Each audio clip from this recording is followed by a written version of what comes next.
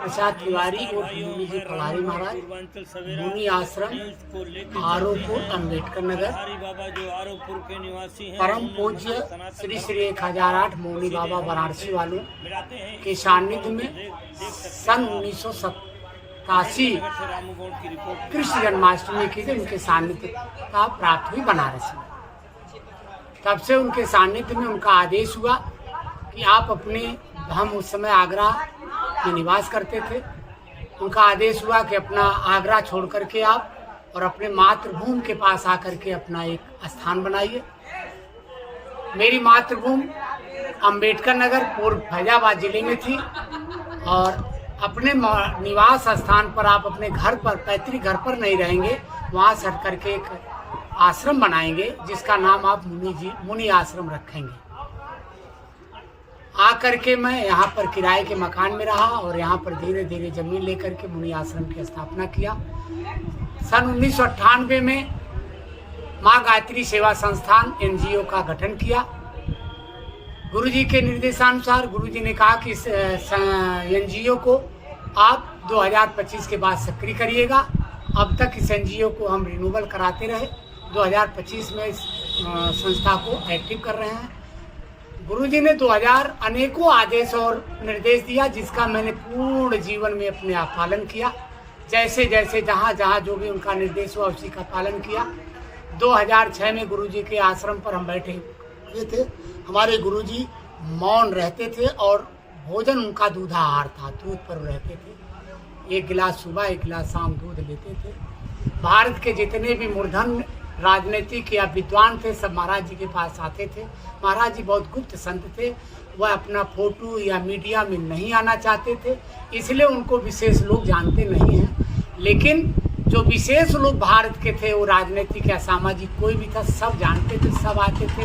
जैसे शंकर दयाल शर्मा, इंदिरा गांधी जी और क्या नाम लाल बहादुर शास्त्री जी, मोतीलाल जवाहरलाल नेहरू जी, जितने भी राजनीतिक, शंकर दयाल शर्मा जी, भैरव सिंह शेखावत जी, अटल बिहारी वाजपेयी, जितने भी हमारे देश के राजनीतिक लोग थे या सामाजिक लोग थे या धनवान लोग थे, महाराज जी के पास आते थे, राय लेते थे।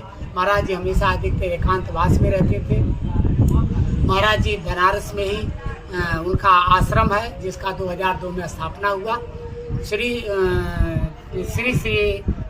श्री दत्तात्रेय प्रसाद अन्न धन आश्रम चैरिटेबल ट्रस्ट बनारस, बहुत बड़ा आश्रम है। 2002 में उसकी स्थापना हुई। गुरुजी ने 2006 में अपने कमरे में बैठे थे, उन्होंने एक कागज उठाया और पेन उठाया, उन्होंने लिखा कि आप जो है 2013 में एक अपने स्थान पर एक यज्ञशाला का, एक सत्य सनातन मंदिर का निर्माण करिएगा।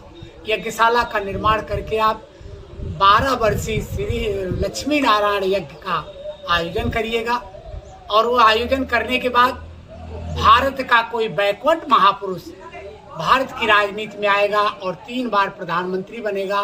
3 बार के प्रधानमंत्रित्व काल में वह भारत की सनातन की जितनी भी समस्याएं होंगे लगभग सभी समस्याओं का समाधान करेंगे। और आप 2025 में 24 में जो आपका 12 वर्षीय लक्ष्मी नारायण एक समाप्त होगा, उसका समापन आप 24 में ना करके 25 अक्षय तृतीया के अवसर पर करेंगे और उस समय आप सत्य सनातन मंदिर का निर्माण शुरू करेंगे। उसमें एक अंडरग्राउंड बनाकर 12 ज्योतिर्लिंग, गणेश कार्तिकेय नंदीश्वर माँ पार्वती, राधा कृष्ण की मूर्ति की प्राण प्रतिष्ठा अक्षय तृतीया के अवसर पर करते हुए भागवत पुराण के साथ में और इस 12 वर्षीय यज्ञ की पूर्णाहुति करेंगे। गुरुजी ने अंत में लिखा कि जब ये आपका सत्य सनातन मंदिर जो 7 मंजिला बनेगा, उसका शिखर, झंडा शिखर जो 108 फुट ऊंचा होगा, जिस दिन ये बन करके पूर्ण रूप से तैयार हो जाएगा उस दिन भारत विश्व गुरु हो जाएगा और भारत जो है विश्व शक्ति होकर के आएगा और हिंदू राष्ट्र हो। उन्होंने कहा ये आगे की बात मैं कह रहा हूँ जिससे जब आप लोगों में चर्चा करोगे तो लोग भी मेरे पर विश्वास करें, क्योंकि जो मैं आपसे कह रहा हूँ वह सब चीज़ें 25 वर्ष में पूरा हुई दिखाई देंगी आपको 2025 तक। और गुरु जी के निर्देशानुसार से ही मैंने अच्छा क्या नाम है महाकुंभ के पर्व पर बसंत पंचमी के अवसर पर सत्य सनातन मंदिर का निर्माण शुरू करा दिया है। 13-14 फुट पर पहला पानी स्टेटस मिल गया है और गंगा जी का प्रादुर्भाव हो गया है, इसलिए काम अभी रोका गया है। इंजीनियरों से राय ली जा रही है, जिस अनुसार से वो कहेंगे वो आगे कार्य किया जाएगा।